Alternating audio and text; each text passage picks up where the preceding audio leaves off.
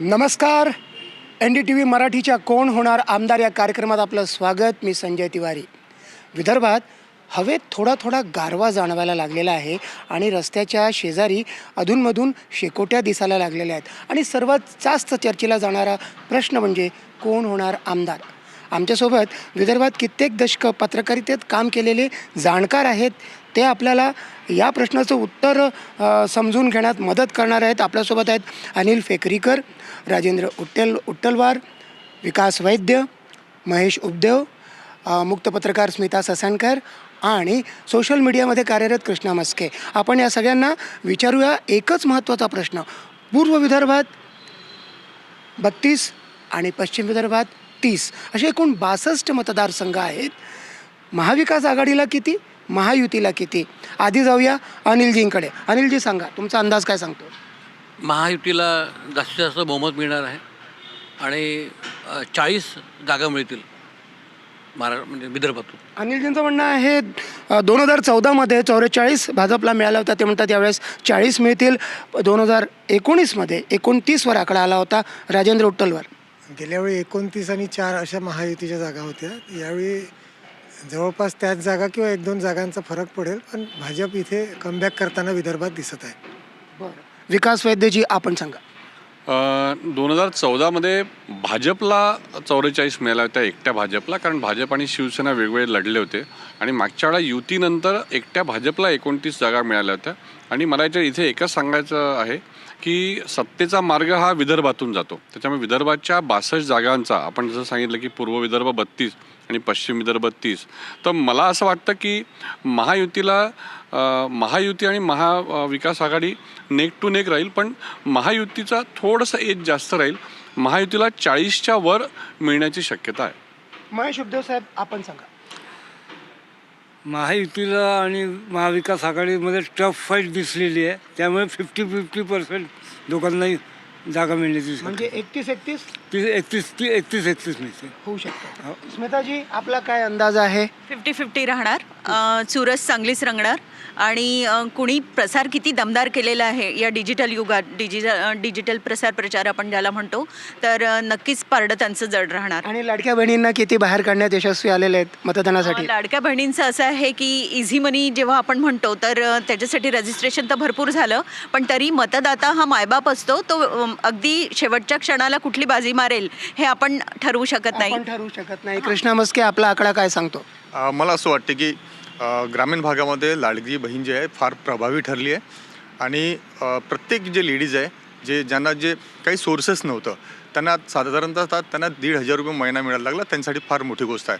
आणि त्याचं हे जो रिफ्लेक्शन आहे तो मतामध्ये पडलेला असं दिसलं आहे. मग विदर्भात अंदाज किती? साधारणतः 35 ते 40 असं महायुती कदाचित येऊ शकते. आणि मला असं वाटतं हे जर 35-40 त्यांच्या आलं तर सत्तेचे जे मार्ग आहे तो सुकर होईल. तर आपले सगळेच जे जाणकार पाहुणे मंडळी आहेत सगळे सांगतायत महायुतीला एज आहे. आता आपण त्यांना विचारणार आहोत, संक्षिप्तमध्ये त्यांना उत्तर द्यायचं आहे, थोडक्यात उत्तर द्यायचं आहे. याचं कारण काय, त्यांना असं का वाटतं? अनिलजीपासून सुरुवात करूया. मुळात असं आहे की महायुतीने गेल्या 2.5 वर्षामध्ये जे काम केलेलं आहे ते लोकांना खूप आवडलेलं आहे. मग ती लाडकी बहीण असो, शेतकरी सन्मान योजना असो, की इतर लाभाच्या ज्या योजना आहेत त्या डायरेक्ट लोकांना कशा मिळतील त्याच्यावर भर दिला. सगळे आमदार झोकून काम करत होते आणि भाजपाचं पक्ष संघटन खूप मजबूत आहे. त्याचाही खूप मोठा लाभ ह्या निवडणुकीमध्ये भाजपाला आणि महायुतीला मिळणार आहे. कामाला मतदान मिळणार आहे, पक्ष संघटन मजबूत आहे. राजेंद्र उट्टलवार काय सांगणार आपण? लाडकी बहीण योजनेमुळे महिलांमध्ये जो उत्साह काल दिसलेला आहे तो मतांमध्ये परिवर्तित होईल असं एकंदरीत फिरताना जाणवलं. दुसरी गोष्ट म्हणजे महायुती सरकार जर आले नाही तर हे योजना बंद पडेल हे नॅरेटिव्ह काँग्रेसनी 3,000 रुपये देतो म्हटलं त्यापेक्षा अधिक लोकांपर्यंत पोहोचल्याचं जाणवलं. त्यामुळे साधारणतः भाजपला इथे जनतेचा कौल दिसला. आणि अनेक मुद्दे, शेतकऱ्यांचे मुद्दे, बेरोजगारीचे मुद्दे हे सर्व लावून धरण्यात काँग्रेस एकसंघपणे अपयशी ठरली असं एकंदरीत चित्र दिसतं. आपण आता लाडक्या बहिणीचा उल्लेख केला तर उद्धव ठाकरे स्वतः म्हणाले होते आम्ही सत्तेत आलो तर सगळ्या योजना बंद करू. आणि तुम्ही कापूस सोयाबीनचा विषय काढला, तो विषय शेतकऱ्यांचा असला तरी तो पुढे आला नाही फार असं वाटतंय. काय म्हटलं? एक्झॅक्टली ग्रामीण भागामध्ये फिरताना कालही हे जाणवलं नागपूर जिल्ह्यातल्या की शेतकऱ्यांमध्ये सोयाबीन आणि इतर प्रश्नांवर खूप नाराजी आहे. संत्रा असो, कापूस असो, काही तर एकीकडे लाडकी बहीणचा बेनिफिट दिसला, तर त्याचवेळी शेतकऱ्यांच्या मुद्द्यावर भाजपला काही जागी म्हणजे फटका बसू शकतो असं एकंदरीत चित्र दिसलं. तिथे काही जागी 50-50, 60-40 अशी पण म्हणजे टक्कर पाहायला मिळू शकते. मुद्दा आहे की जे मुद्दे आहे जनतेचे, ते मुद्दे एकसंघपणे मांडण्यात काँग्रेस थोडीशी बॅकफूटवर दिसलेली आहे. त्याचा भाजप इथे कमबॅक करताना दिसत आहे. राजेंद्र उट्टलवर म्हणतायत की विरोधी पक्षांचं कर्तव्य असतं जनतेचे मुद्दे रेटा लावून धरणे, पण त्यात कुठेतरी कमी पडली काँग्रेस. विकास वैद्य जी आपण आत्ता म्हणालात की 40पेक्षा जास्त महायुतीला किंवा भाजपला मिळू शकते, कारणं काय? त्याची 2-3 कारणं आहे. एक, मला राजेंद्र आणि कृष्णा ज्या पद्धतीने म्हणाला की लाडकी बहीण योजनेचा तो एक भाग आहे. तर महायुती सरकारने आणलेल्या योजना हा एक भाग झाला. दुसरा, आपण जर बघाल तर लोकसभेनंतर महायुतीने एक आपल्यामध्ये एक विलक्षण बदल घडवून आणला. त्यांनी काही बदल त्यांचे जे स्ट्रॅटेजिक प्लॅनिंग त्यांचं केलेलं आहे. उदाहरणार्थ आपण जसं सीट वाटपाचं, सीट शेअरिंगमध्ये जर आपण बघितलं तर महायुतीमध्ये अधिक समंजसपणा राहिला महाविकास आघाडीच्या तुलनेमध्ये. जेव्हा की सगळ्यांना असं वाटलं की लोकसभेमध्ये सीट्स कमी असतात, विधानसभेमध्ये जास्त होत्या, पण त्या तुलनेमध्ये ज्या पद्धतीचं स्ट्रॅटेजिक प्लॅनिंग महायुतीने केलं, उदाहरण द्यायचं असेल तर जसं आता अर्जुनी मोरगावची सीट ही अजित पवार गटाला पाहिजे होती. तर त्यावेळेस त्यांनी तिथला फॉर्मिडेबल कॅन्डिडेट राजकुमार बडोले त्याचं अजित पवार गटामध्ये पक्षांतर करून त्यांनी तिथे लढवलं. या उलट एक उदाहरण आपल्याला शिवसेनेचं देता येईल की त्यांनी सिटिंग गेटिंगवाला जो आमदार तिथे निवडला उमेदवार त्यांचा विशाल बरबटे चांगले असले तरी तेवढा अनुभव त्यांचा हा नव्हता. तर एक हे झालं.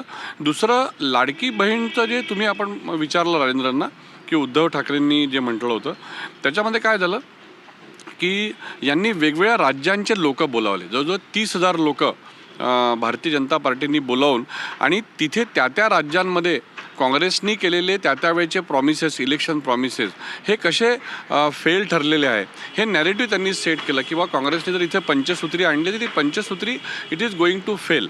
आणि तिसरा एक महत्त्वाचा मुद्दा मी तुम्हाला 1 मिनिटात सांगतो की आर एस एसचं नेटवर्क हे लोकसभेमध्ये तितकं असं प्रबळ नव्हतं किंवा ते भाजपसोबत नव्हतं. हा इंटरनल जो मेसेज आहे. पण या उलट अजित पवार गटाच्या विरोधात नाराजी असली तरी आर एस एस यावेळेला पूर्ण फुल फ्लेजमध्ये कामाला लागलं होतं विधानसभेच्या वेळेला आणि त्याचा निश्चितपणे फायदा हा भाजपला. तर लोकसभेच्या निवडणुकीत ज्या चुका झाल्या त्यापासून बोध घेऊन भाजपनी सुधारणा केल्यात असं विकास वैद्यांना सांगितलं. महेश उपदेव, आपण काय सांगाल? का असं आपल्याला वाटतं जे आपण 50-50 म्हणालात? मतदारांचा कलच यावेळी कळलेला नाही आणि या निवडणुकीमध्ये स्थानिक मुद्देच विसरून गेले आहे. राष्ट्रीय मुद्द्यावर हे इलेक्शन झालं त्यामुळे दोघांकडे नाराजी आहे आणि ते 50-50%च उमेदवार विजयी होणार आहे. कारण त्याच्यामागे अजून कारण आहे की स्थानिक मुद्दे जे आहेत ते सोडून दिले. गेल्या 2 वर्षापासून महापालिकेच्या निवडणुका नाही, नगर परिषदेच्या निवडणुका नाही, कोणत्या आमदारांनी काम केलं नाही, त्यामुळे त्याचा फटका बसणार. एक आणखी इथे विचारावं असं वाटतं, लाडकी बहीण योजनेच्या संदर्भात महाविकास आघाडी कुठेतरी चुकली समजून घेण्यासाठी असं वाटत नाही का? कारण सुरुवातीला एक काँग्रेस कार्यकर्ता उच्च न्यायालयात गेला, पण त्यानंतर त्यांनी U-टर्न घेतलं आणि असं सांगितलं की आम्ही 3,000 देऊ. पण हे महाविकास आघाडीने जी योजना गेली हे चांगली आहे, पण गावखेड्यामध्ये बेरोजगारी पसरून राहिली याच्यामुळे. कारण आयतं 40 किलो धान्य मिळून राहिलं, लोक कामालाच मिळत नाही आहे, शेतकरी नाराज आहे. यामुळे या योजनेचा फटका शेतकऱ्यांना बसलेला आहे सर्वात जास्त. स्मिताजी, आपण काय सांगाल? महिलांचे प्रश्न असतील, युवकांचे प्रश्न असतील, कौटुंबिक सामाजिक प्रश्न असतील, कुठेतरी ते बॅक बेंचला गेले, यावेळेस प्रचारामध्ये कमी दिसले, विकासाचे प्रश्न कमी दिसले, काय म्हणतात? प्रत्येकच पक्षांनी पुरेपूर प्रयत्न केले. म्हणजे जे प्लॅनिंग सक्सेसफुल होत असतं ते जोपर्यंत इम्प्लिमेंट होत नाही तोपर्यंत सक्सेसफुल होत नसतं. पण जनतेचे मुद्दे जनतेचे मुद्दे ते काही आहेत तसेच आहेत. इथे कुठेतरी गती असायला हवी होती, म्हणजे प्रचाराच्या दरम्यान पण किंवा आधी पण, तर ते झालेलं नाही आहे. त्यामुळे थोडाफार फटका बसणं शक्य आहे. म्हणजे कमिटमेंट करण्यात कुठेतरी राजकीय पक्ष कमी पडले किंवा संकोच दिसला. कृष्णा, काय वाटतं आपल्याला? हे सगळे जे मुद्दे आहेत, आपण म्हणताय की पुढे येईल, जास्त जागा मिळू शकतात महायुतीला, काय कारण आहेत महत्त्वाचे? मी अगोदरच म्हटलं की 35 ते 40 हा आकडा 100% राहील. त्याचं कारण असं आहे की लाडकी बहीण योजना फार ग्रामीण भागामध्ये प्रभावी ठरली.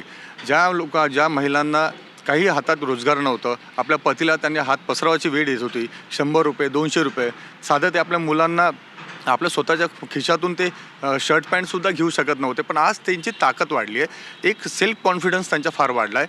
त्यांना असं वाटतं की माझ्याकडे ते सगळं ते आहे आणि मी माझ्या पतीला, माझ्या परिवाराला चालवू शकतो. हा एक फार पॉझिटिव्ह तो एक विषय गेला आणि भाजपने त्या पद्धतीने त्याला एक प्रसिद्धी हो, दिली. पण तुम्ही हा मुद्दा काढताय.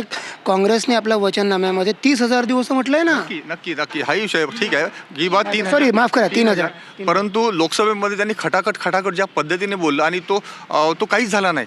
म्हणजे तो अतिशय खोटा प्रचार होता हे लक्षात आलं आणि खटाखटपेक्षा जे सध्या हल्ली आहे 1500 रुपये जे त्याच्यावर जे महिलांनी विश्वास ठेवला. आणि एवढंच नाही तर विविध जे मंडळ आहेत, जे विविध समाजाचे जे मंडळ आहेत, त्या महाराष्ट्र सरकारने त्याला सोनार समाज असेल किंवा मातंग समाज या सर्व मंडळ त्यांना समाजाला महामंडळ दिली.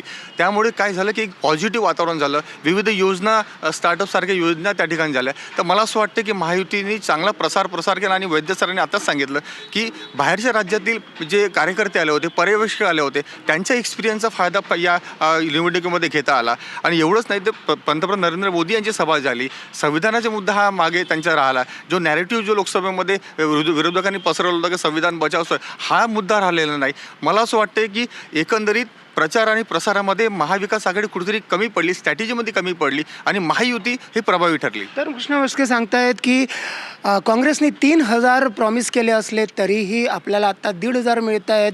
त्यावरतीच विश्वास ठेवला लाडक्या बहिणींनी. आणि या वादळामध्ये कुठेतरी आरक्षण, संविधान, जातीगत जनगणना असेल किंवा एक है तो सेफ है, बटेंगे तो कटेंगे, यासारखे जे मुद्दे होते, डिव्हिजिव्ह जो अजेंडा होता तो कुठेतरी मागे पडला असं दिसतंय. आपण आता सरळ जाऊया महत्त्वाच्या लढतींकडे आणि त्याबद्दल आपले जाणकार काय सांगतायत ते जाणून घेण्याचा प्रयत्न करूया. नागपूर शहरामध्ये महत्त्वाच्या ज्या 3-4 लढती ज्या आपल्याला सांगता येतील: दक्षिण पश्चिम देवेंद्र फडणवीस विरुद्ध प्रफुल्ल गुडदे पाटील, उत्तर नागपूर नितीन राऊत माजी मंत्री, त्यांच्या विरोधात माजी आमदार डॉक्टर मिलिंद माने, दक्षिण मध्ये गिरीश पांडव आणि त्यांच्या विरोधात विद्यमान आमदार मोहन मते, आणि पश्चिममध्ये विकास ठाकरे, त्यांच्यासमोर माजी आमदार सुधाकर कोहळे आणि नरेंद्र जिचकार अपक्ष बंडखोर काँग्रेस. नागपूर शहरात काय घडणार आहे या लढतींचं जाणून घेऊया. अनिल फेकरीकर. नागपूर शहरामध्ये भाजपाला चांगल्या सीटा मिळतील. मग ते पश्चिम असो, दक्षिण असो, मध्य असो की दक्षिण पश्चिम असो, देवाभाऊचं काम चांगलं आहे आणि त्यांना माहीत आहे की या माध्यमाने नागपूरचा विकास होईल. पूर्वी असं होतं की एखादी योजना फक्त घोषित व्हायची, पूर्ण होत नव्हती. पण महायुतीच्या काळामध्ये योजना घोषित होतात, त्या पूर्णत्वात जातात. हा विश्वास मतदारामध्ये आल्यामुळे यावेळेस नागपूर शहरामध्ये भाजपाला जास्त कौल मिळेल. गेल्या वेळी भाजपला 4 सीटा होत्या आणि 2 काँग्रेसला होत्या. त्याच्यात काय दिसतं आपल्याला नागपूर शहरात? वाढतील सीटा, भाजपच्या सीटा वाढतील. भाजपच्या सीटा वाढतील. राजेंद्र उट्टलवार, नागपूर शहर. नागपूर शहरामध्ये जवळपास गेल्या वेळी जे चित्र होतं तेच चित्र कायम राहू शकतं किंवा 3-3 असं होऊ शकतं, असं एकंदरीत दक्षिण किंवा मधला जो कौल दिसला त्याच्यावरून असं वाटत आहे. पण शहरी मतदारांमध्ये लाडक्या बहिणीचा फायदा, विकास कामाला त्यांचा कौल दिसलेला आहे आणि गेल्या वेळी जे चित्र होतं ते जवळपास सारखं तसंच राहील असं वाटतं. विकासजी, थोडक्यात तुमच्याकडून जाणून घेऊया नागपूर शहरात काय चित्र दिसत आहे? नाही, नागपूरमध्ये आता म्हणजे मी थोडक्यात सांगतो आपल्याला की दक्षिण पश्चिम आणि पूर्व या दोन्ही सीट्स पहिलेपासून भाजपकडे जातील असं म्हटलं जात होतं. त्याचप्रमाणे पश्चिम आणि उत्तर या 2 सीट्स काँग्रेसकडे राहतील. आता प्रश्न कसा आहे, प्रश्न दक्षिण आणि मध्य या 2 ज्या फाईट आहे या थोड्या टफ होण्याची शक्यता आहे. म्हणजे मध्यमध्ये प्रवीण दटके नवीन कॅन्डिडेट आणि मुख्य म्हणजे हलबाबहुल मतदारसंघामध्ये प्रॉबेबली पहिल्यांदा कुठल्याही पक्षांनी हा हलबा कॅन्डिडेट दिलेला नाही आहे किंवा मुस्लिमांची जी मागणी होती. त्याच्यामुळे आत्ता या 2 जागांवर थोडंसं टफ आहे. आणि या 2 जागा ज्या आहे मी सांगितल्या की 2-2, तर साधारणपणे माझ्या मते 3-3 किंवा अशा प्रकारचं कॅल्क्युलेशन राहू शकतं.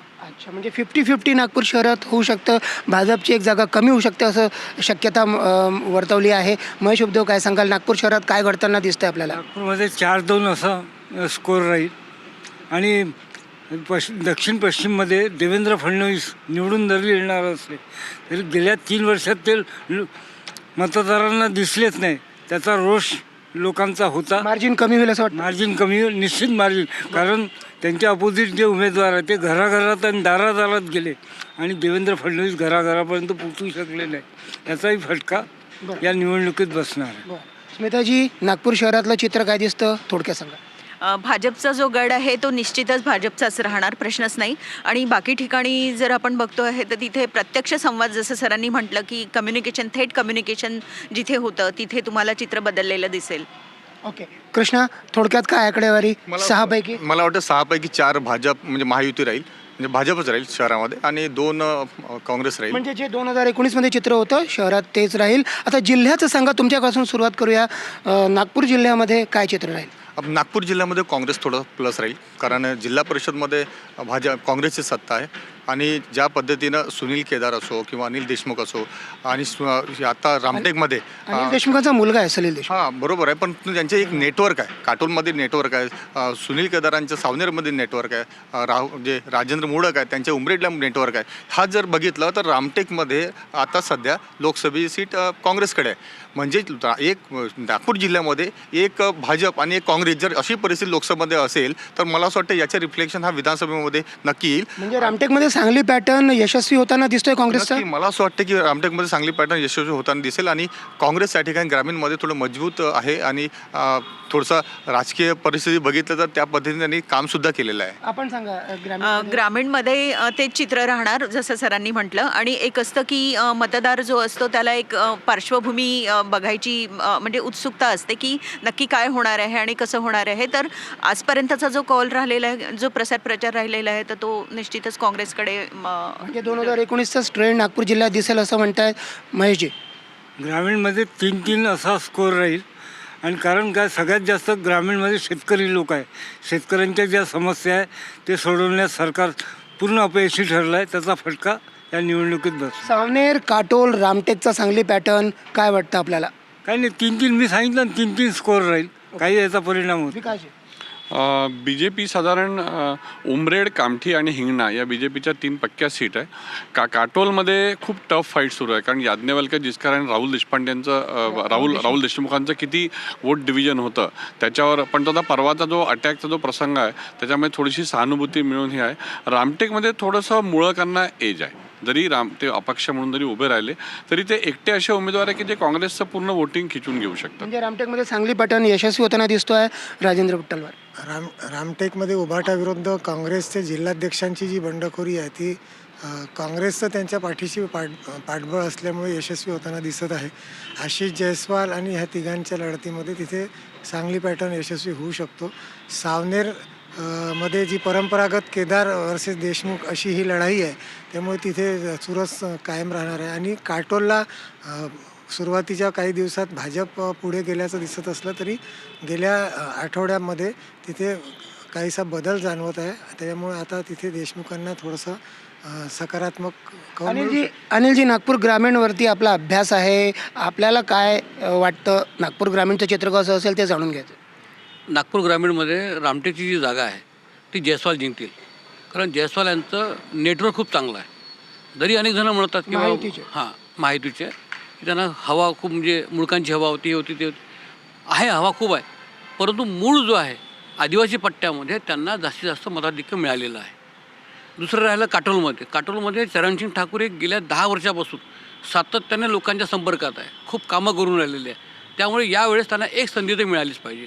अशा पद्धतीचं बोलणं लोकांनी करून त्यांना ती संधी देण्याचा प्रयत्न करतील. राहिला प्रश्न सावनेरचा, तर सावनेरमध्ये खूप काही गोष्टी अशा की त्या नकारात्मक झालेल्या आहेत. त्यामुळे परिवर्तन हे घडवण्यासाठी लोक प्रयत्नशील आहेत. बरं, आता आपण जाऊया पूर्व विदर्भाकडे. महत्त्वाच्या लढती काही आहेत. भंडारा जिल्ह्यामध्ये आपण पाहतो की तिथे तुमसरमध्ये राजू कारेमोरे हे महायुतीचे आणि महाविकास आघाडीकडून चरण वाघमारे किंवा गोंदियामध्ये गोपालदास अग्रवाल महाविकास आघाडी, महायुतीकडून भाजपचे विनोद अग्रवाल विद्यमान आमदार. अशा ज्या लढती आहेत आपल्याला किशोर जोरगेवार आणि त्यांची लढत चंद्रपूरची किंवा पडवेकर आणि बल्लारपूरमध्ये सुधीर मुनगंटीवार त्यांच्या विरोधात रावत. अशा ज्या लढती आहेत अहेरीमध्ये गडचिरोली जिल्ह्यामध्ये धर्मराव बाबा आत्राम त्यांच्या कन्या त्यांच्या विरोधात म्हणजे भाग्यश्री आत्राम आणि अमरीश राजे आत्राम तिन्ही एकाच परिवाराचे. पूर्व विदर्भातल्या या महत्त्वपूर्ण लढतीमध्ये काय चित्र दिसतंय सुरुवात करूया अनिलजींकडून. पूर्व विदर्भामध्ये भाजपाला कौल आहे. काही गोष्टी अशा आहे की खूप फायदेशीर लोकांना झालेलं आहे, त्याच्यामुळे त्यांना असं वाटतं की आपण महायुतीला मतदान केलं पाहिजे. ओके, राजेंद्र. पूर्व विदर्भामध्ये गडचिरोली मध्ये सर्वाधिक 74% जवळजवळ मतदान झालेलं आहे. गोंदिया, भंडारा आणि चंद्रपूर हे 4 पूर्व विदर्भातले जे जिल्हे आहेत जवळपास 70% वर मतदान तिथे झालेलं आहे आणि तिथे काट्याची टक्कर महायुती आणि महाविकास आघाडीमध्ये आहे. गेल्या लोकसभा निवडणुकीचा विचार करता या भागात महाविकास आघाडीला जो कौल मिळालेला आहे ते पाहता पूर्व विदर्भ काँग्रेसच्या बाजूने जाईल असं दिसत आहे. ओके, विकासजी, पूर्व विदर्भात काय चित्र? पूर्व विदर्भामध्ये महाविकास आघाडीचं थोडंसं शीट शेअरिंग आणि उमेदवारांची निवड ही कुठेतरी चुकलेली दिसते. म्हणजे मी 1-2 तुम्हाला त्याचे उदाहरण देतो. आता जसं आत्राम तुम्ही सांगितलं की आत्रामांचे 3 हे त्याच्यात उभे आहे. त्याच्यामध्ये मला थोडंसं वाटतं की या वडील आणि मुलीच्या याच्यामध्ये अंबरीश आत्रामना त्याच्यामध्ये एज मिळू शकतं. किंवा तुमसरमध्ये चरण वाघमारे, राजू कारेमोरे जे आहे तर चरण वाघमारेंचं इकडे जाणं तिकडे जाणं BJPमध्ये जाणार का, तर हा त्यांना तो आस्पेक्ट त्यांना भोवण्याचा हे आहे. तसंच अग्रवालना जे आहे गोंदियामध्ये ते आधी भाजपमध्ये गेले होते आणि मग तिथे हरले आणि मग परत आले ते.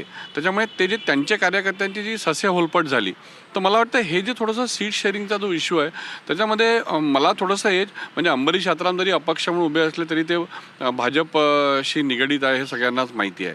त्याच्यामुळे मला थोडंसं भाजप प्रणित महायुतीला तिथे एज दिसतं आहे. महेशजी, काय सांगाल? आणखी महत्त्वाच्या लढती आहेत पूर्व विदर्भामध्ये म्हणजे शेखर शेंडे, पंकज भोयर वर्ध्याची झाली सीट किंवा आर्वीमध्ये सुमित वानखेडेंच्या विरोधात खासदारांच्या पत्नी मयुरा काळे आहेत.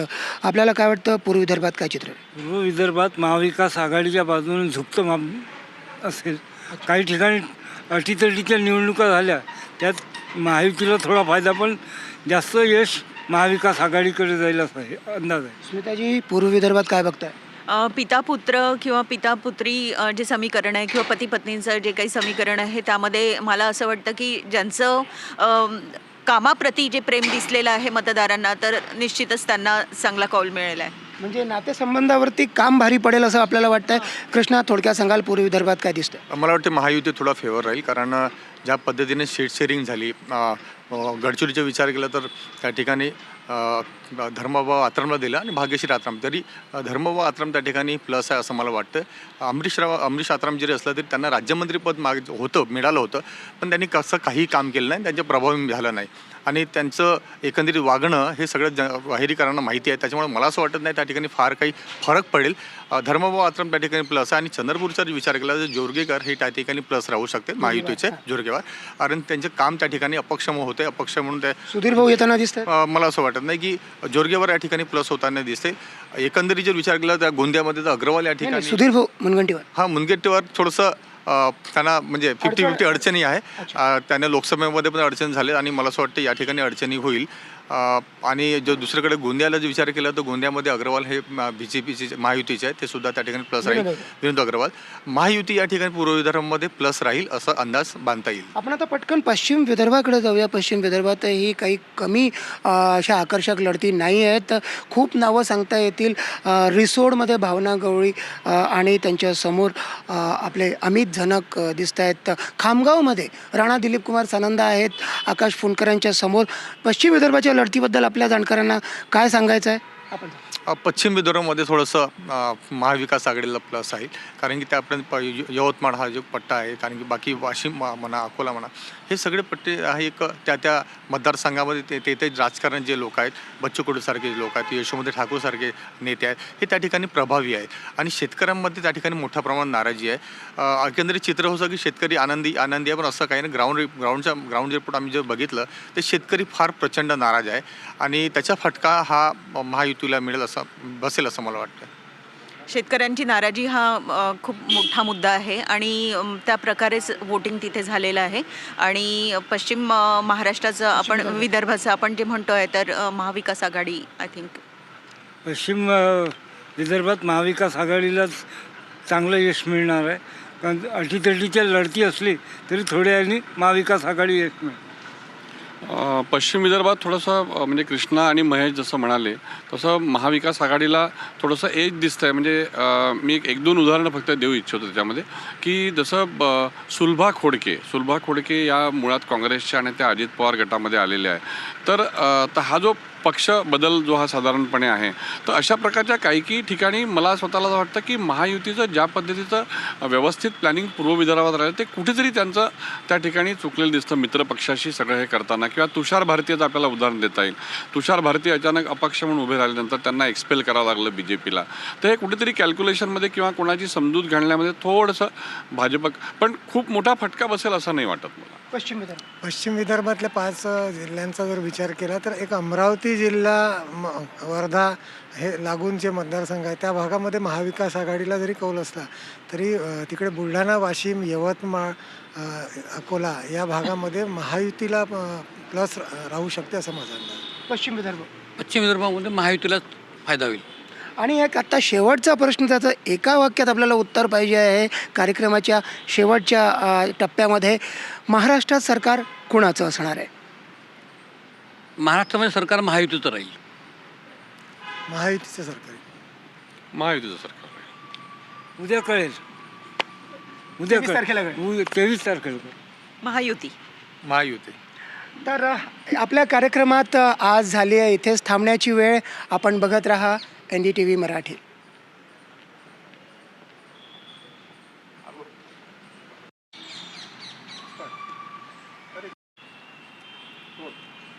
तर आपल्या पाहुण्यांना असं वाटतंय की महाराष्ट्रात महायुतीची सरकार येण्याची शक्यता आहे आणि विदर्भात अटीतटीची लढाई असली तरी कुठेतरी महायुतीला एक थोडासा जास्त अनुकूल परिणाम असल्याचं त्यांना वाटतं आहे. आपल्या कार्यक्रमात आता वेळ झालेली आहे इथेच थांबण्याची. आपण पाहत राहा NDTV मराठी.